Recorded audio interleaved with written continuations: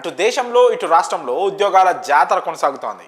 ప్రభుత్వ సంస్థల నుంచి జాబ్ నోటిఫికేషన్స్ రిలీజ్ అవుతున్నాయి. వేల సంఖ్యలో ఉద్యోగాల భర్తీ ప్రక్రియ కొనసాగుతోంది.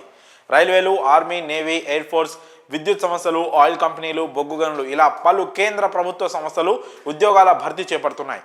నిరుద్యోగులకు జాబ్ కొట్టేందుకు ఇదే సరైన సమయం. జాబ్ లేదని వరి అవుతున్న వారు ఈ జాబ్స్కు ట్రై చేస్తే సక్సెస్ అయ్యే ఛాన్స్ ఉంటుంది. తాజాగా నేషనల్ థర్మల్ పవర్ కార్పొరేషన్ పలు పోస్టుల భర్తీకి నోటిఫికేషన్ రిలీజ్ చేసింది. ఈ రిక్రూట్మెంట్ ద్వారా మొత్తం 50 సేఫ్టీ ఆఫీసర్ పోస్టులను భర్తీ చేయనున్నారు. మరి మీరు నిరుద్యోగులుగా మిగిలిపోకూడదంటే ఈ జాబ్స్ను అస్సలు వదలకండి. కేంద్ర విద్యుత్ సంస్థల్లో జాబ్ కొట్టే ఛాన్స్ను మిస్ చేసుకోకండి. సెంట్రల్ జాబ్స్ కోసం ట్రై చేస్తున్న వారు, ఎప్పటి నుంచో జాబ్స్ కోసం ప్రిపేర్ అవుతున్న వారు ఈ జాబ్స్కు అప్లై చేసుకోండి. ఈ పోస్టులకు పోటీ పడేవారు 60% మార్కులతో ఇంజనీరింగ్ డిగ్రీ అంటే mechanical, electrical, electronics, civil, chemical, production, instrumentation కోర్సుల్లో ఇంజనీరింగ్ డిగ్రీ కలిగి ఉండాలి. దీంతో పాటు డిప్లొమా లేదా అడ్వాన్స్డ్ డిప్లొమా లేదా పీజీ డిప్లొమా పాస్ అయి ఉండాలి.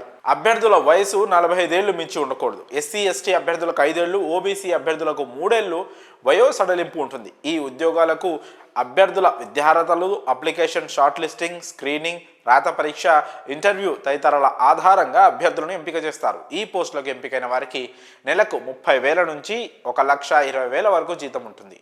దరఖాస్తు ఫీజు 300 చెల్లించాల్సి ఉంటుంది.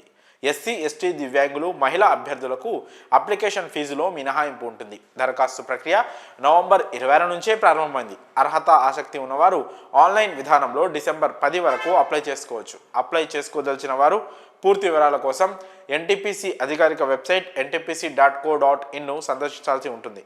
ఇంజనీరింగ్ డిగ్రీ ఉన్నవారు ఎన్టీపీసీ సేఫ్టీ ఆఫీసర్ ఉద్యోగాలను మిస్ చేసుకోకండి.